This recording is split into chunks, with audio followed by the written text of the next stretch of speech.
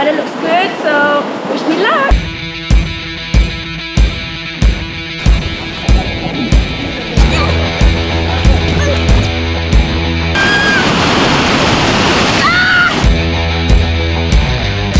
With me here, I have the Redmi Note 14 and a 9 km stretch of river. So I'm gonna see whether or not this phone can survive the water splashes, or will I need this?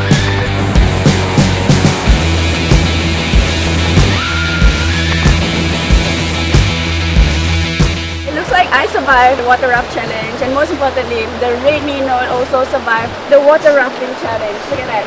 The phone is still working amazingly, and I took a lot of pictures. I mean, someone's behind here, but I am going to use the AI to remove it. Major love. Now let's go. I'm hungry.